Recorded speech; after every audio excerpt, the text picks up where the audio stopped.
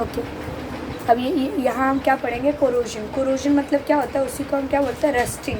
ठीक है, जैसे आयरन के कुछ पार्टिकल होते हैं, या ये स्केल भी है, स्केल को बहुत दिनों तक अगर पानी और ऐसे हवा में छोड़ दोगे तो उसके ऊपर रेड कलर का लेयर जो होता है उसी को हम क्या बोलते हैं, कोरोजन। ओके, तो यहाँ आपको एक एक्सपेरिमेंट दे के रखा है, वो रीड करेंगे हम। एक्टिविटी दिया है कि क्या कौन कौन सी चीज़ें, अपार्चर क्या लगेगा, केमिकल कौन कौन सा लगेगा। ठीक है, जैसे अपार्चर में दिया 4 टेस्ट ट्यूब, दिख रहा होगा आपको, 4 टेस्ट ट्यूब लिया है, और 4 small iron nail, rubber cork, rubber का एक क्रॉक यहाँ यूज़ किया है इसलिए रबर क्रॉक, और 4 क्या लिए हैं, नेल्स लिए हैं, अंडरस्टैंड, खिल्ला लिया हुआ उसको बोलते हो। ठीक है, केमिकल कौन कौन सा यूज़ किया है, एनहाइड्रियस कैल्शियम क्लोराइड, ऑयल यूज़ किया है, बॉयल वाटर यूज़ किया है। ठीक है, अब यहाँ आपको सबसे पहले क्या दिया है, 4 टेस्ट ट्यूब लिया। फर्स्ट टेस्ट ट्यूब जो है उसमें क्या किया, बॉइल्ड वाटर जो है वो पहले डाला है। ठीक है, मतलब वाटर को बेसिकली बॉइल्ड कर दिया होगा। वो बॉइल्ड वाटर के ऊपर क्या किया, एक ऑयल का लेयर दिया, मतलब ऑयल डाल लिया ऊपर से। तो ऑयल तो ऑब्वियसली वाटर के साथ मिक्स नहीं होगा, तो वो एक क्या क्रिएट करेगा, ऊपर लेयर क्रिएट करेगा। अब वाटर को बॉईल करके क्यों डाला, या वाटर को बॉईल क्यों किया, क्योंकि आप जब वाटर को बॉईल करते हो तो उसके अंदर जो डिज़ोल्व ऑक्सीजन है, हमें पता है ना कि जो वाटर के अंदर डिज़ोल्व ऑक्सीजन होते हैं जिससे फ़िश वगैरह क्या करती है, ब्रीथिंग करती है। लेकिन अगर वाटर को आप बॉईल कर दोगे तो उसके डिज़ोल्व ऑक्सीजन सब क्या होते हैं, ख़त्म हो जाते हैं, मतलब एज अ इवेपोरेशन के फॉर्म में क्या होते हैं, गैशियस फॉर्म में उड़ जाते हैं। अंडरस्टैंड। तो सबसे पहले आपने क्या किया, वाटर को बॉईल किया। बॉईल करने के बाद उसके ऊपर क्या डाला, ऑयल का एक लेयर डाल दिया, उसमें आपने क्या दिया, नेल्स डाल दिए।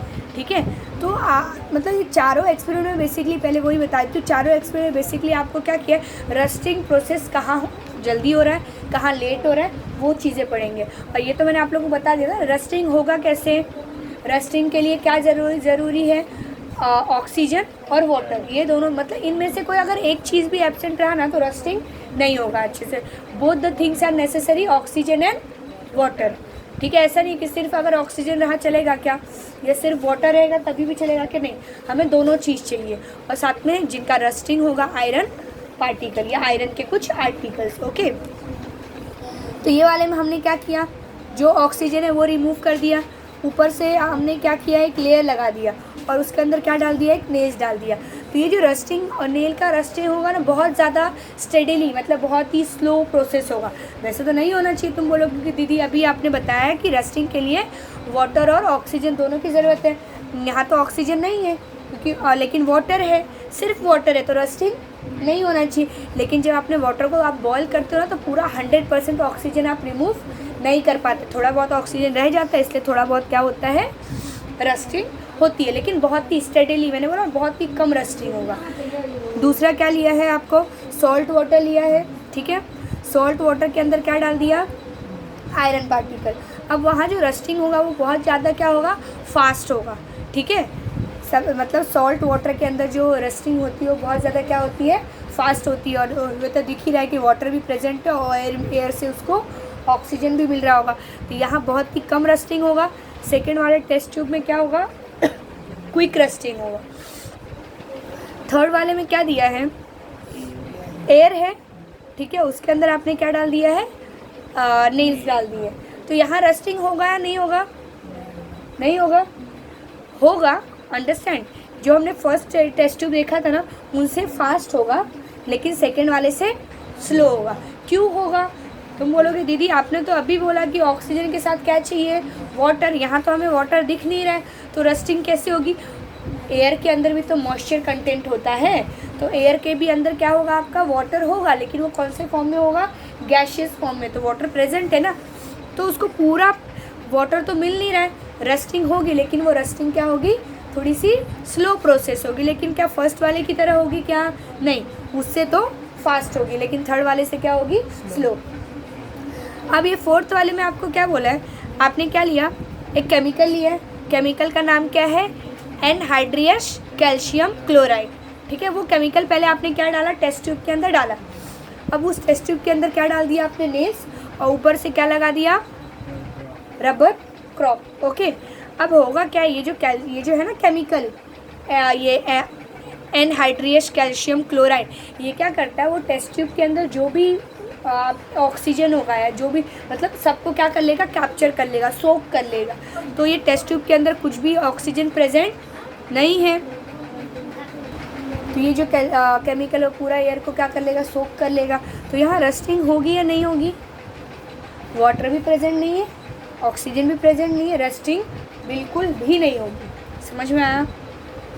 तो ये एक्सपेरिमेंट से हमें क्या पता चलता है कि अगर मुझे रस्टिंग करवानी है तो मुझे कौन सी दो चीज़ चाहिए, वाटर और एयर। अगर वो दोनों में से एक भी चीज़ नहीं होगी फिर भी रस्टिंग नहीं होगा, दोनों ही नहीं है तब तो बिल्कुल भी नहीं होगा। अगर जैसे हमने कहाँ देखा था, यहाँ रस्टिंग क्यों हो रही थी, ऐसा था क्या, वाटर है इसकी वजह से रस्टिंग हो रही थी कि नहीं, वाटर के साथ थोड़ा थोड़ा क्या प्रेजेंट था, ऑक्सीजन प्रेजेंट था। अगर दोनों ही एब्सेंट रहेंगे तो बिल्कुल भी नहीं होगा। दोनों में से अगर एक चीज़ भी पूरी तरीके से एब्सेंट रहा फिर भी रस्टिंग नहीं होगा। अंडरस्टैंड? लेकिन दोनों में से जैसे इसमें थोड़ा एयर प्रेजेंट था, इसमें थोड़ा क्या था आपका, ऑक्सीजन प्रेजेंट था, या वाटर बोल सकते हैं, थोड़ा वाटर प्रेजेंट था, इसमें थोड़ा ऑक्सीजन प्रेजेंट था, तो यहाँ रस्टिंग हो रही थी। यहाँ तो एकदम अच्छी तरीके से हो रही थी। समझ में आया? कोई doubt? Observe all the 4 test tube. After few days, what will you find? Which test tube had the nails as before? कौन से टेस्ट ट्यूब का नेल्स जो होगा ना पहले की तरह रहेगा? Test tube number 4. Both water and air are necessary for rusting.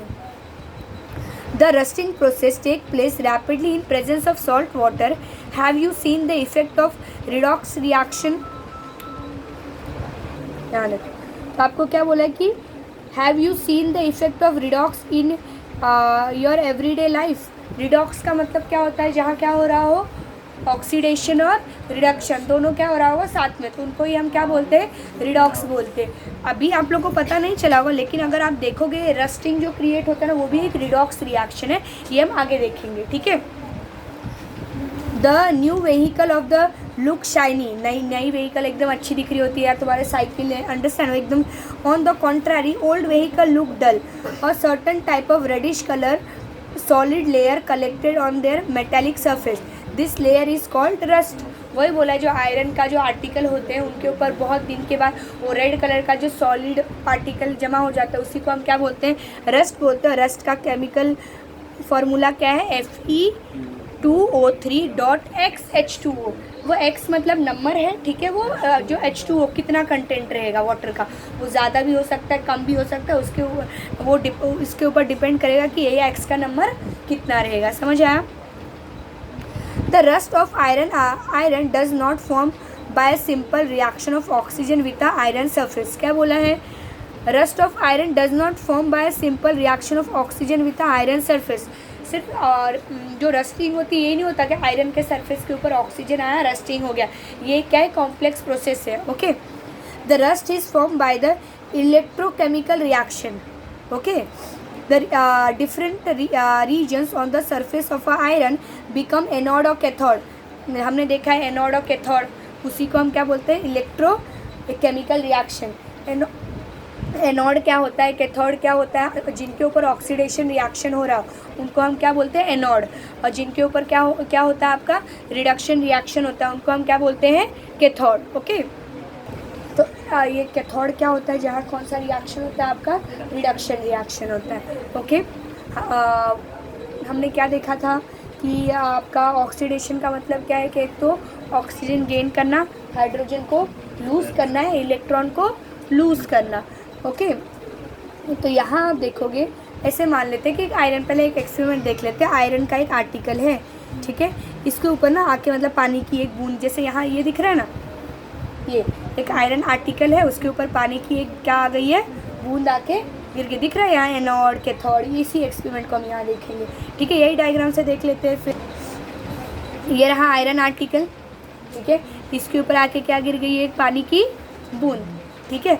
अब जब ये पानी की बूंद यहाँ आके गिर रही है तो ये जो यहाँ जो आयरन मतलब आपका Fe क्या होगा, अपने इलेक्ट्रॉन्स को रिलीज़ करेगा। हर एक Fe का जो मॉलिक्यूल है वो कितने इलेक्ट्रॉन लूज़ करता है, 2, ठीक है। वो अपने 2 इलेक्ट्रॉन को क्या करेगा, लूज़ कर देगा। ओके। और क्या हो जाएगा, +2 चार्ज आ जाएगा इस पर।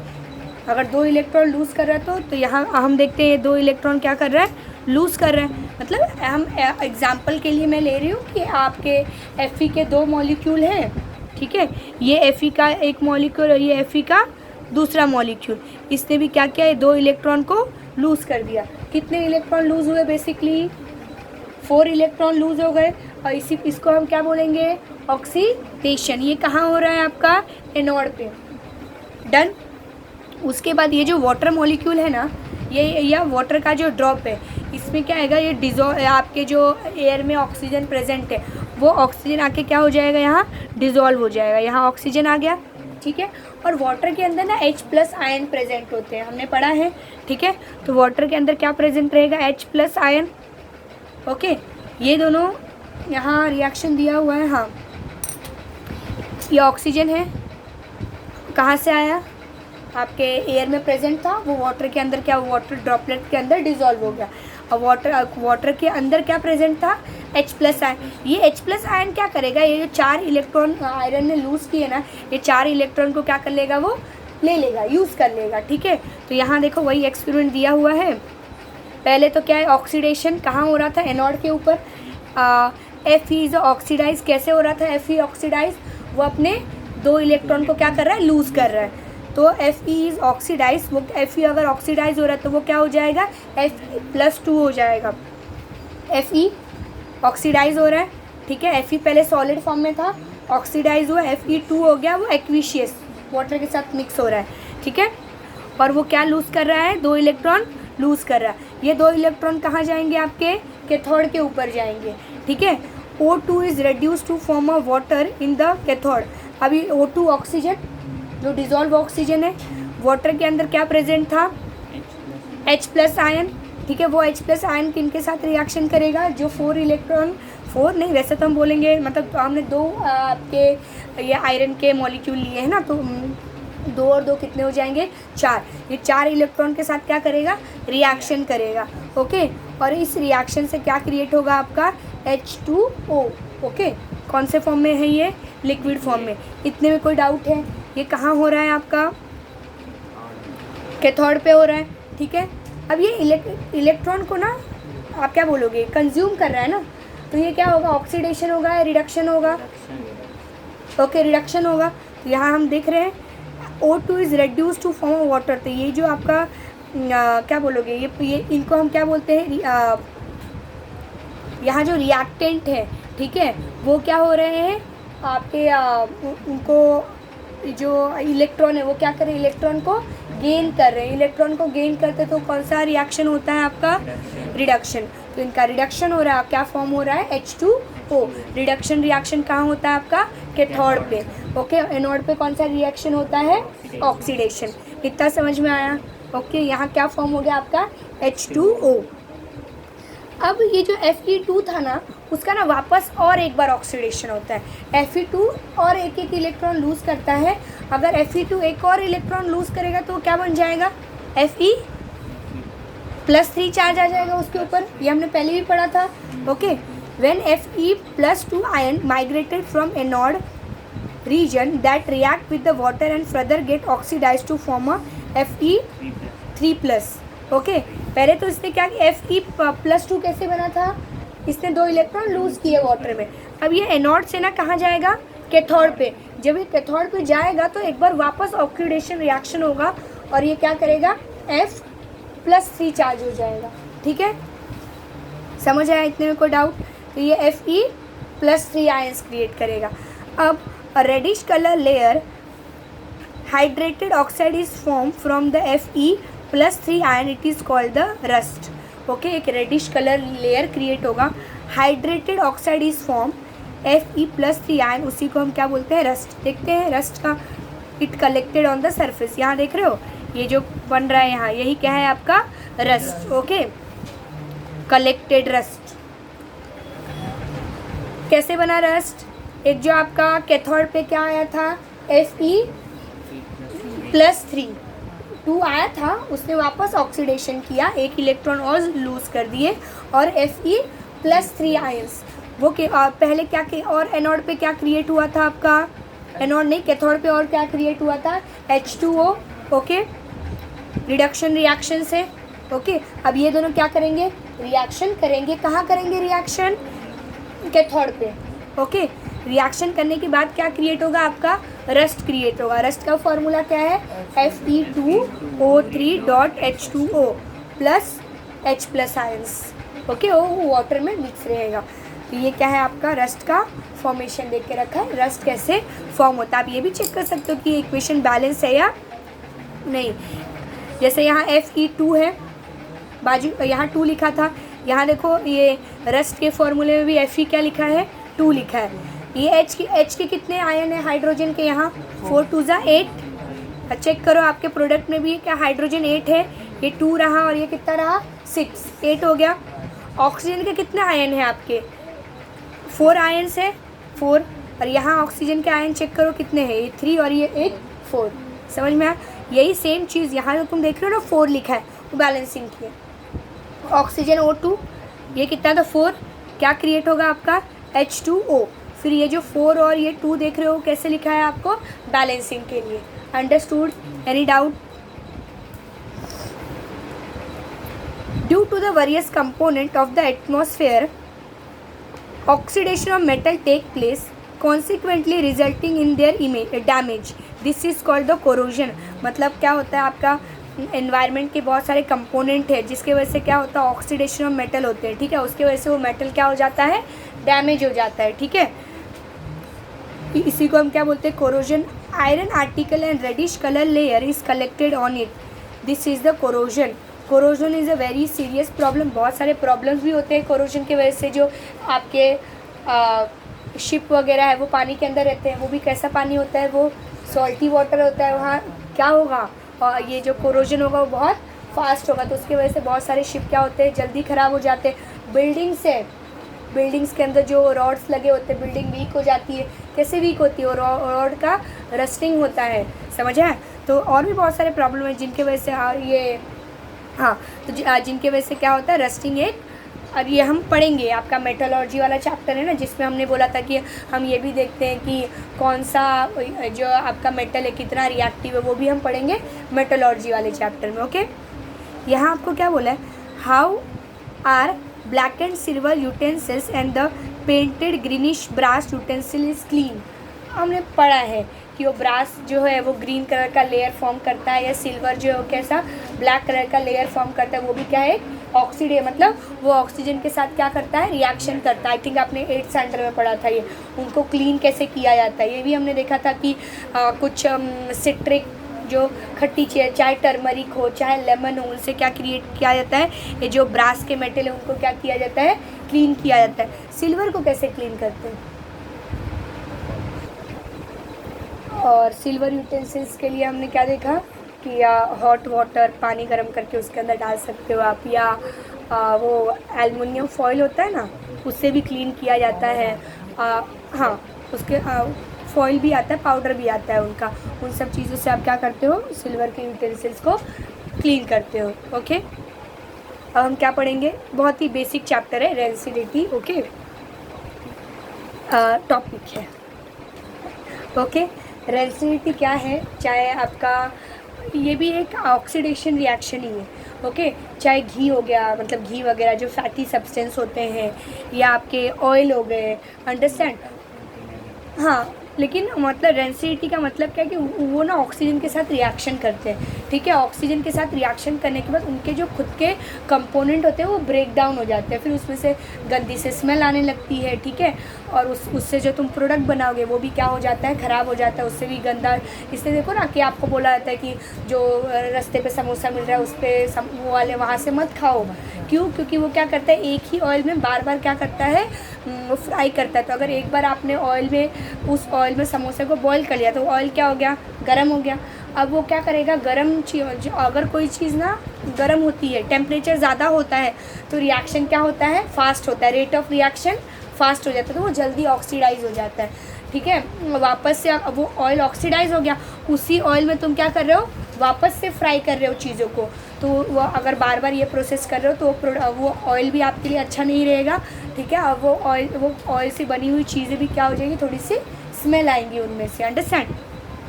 उसी को हम क्या बोलते हैं? रेंसिडिटी। ओके। लेकिन तुम बोलोगे वो घर में जो रखा है वो ऑयल क्यों नहीं ख़राब हो रहा है, वो भी ख़राब होगा, लेकिन उसका रेट थोड़ा सा कम होगा। क्यों रेट कम होगा? क्योंकि वहाँ टेम्परेचर कम है ना। तुम गर्म कर दे रहे हो उसी ऑयल को, तो उसका टेम्परेचर क्या हो गया, बढ़ गया। हमने पढ़ा था ना कि रिएक्शन का जो रेट है वो कौन कौन सी चीज़ों पर डिसाइड होता है, उसमें एक फैक्टर क्या था आपका, टेम्परेचर भी था।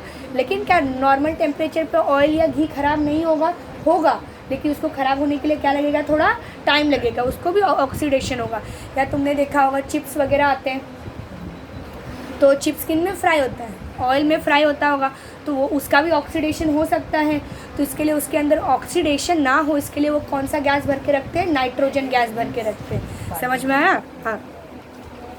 या एंटीऑक्सीडेंट भी यूज़ किया जाता है, ठीक है। एंटीऑक्सीडेंट मतलब जो मतलब चीज़ों को ऑक्सीडाइज नहीं होने देते जल्दी।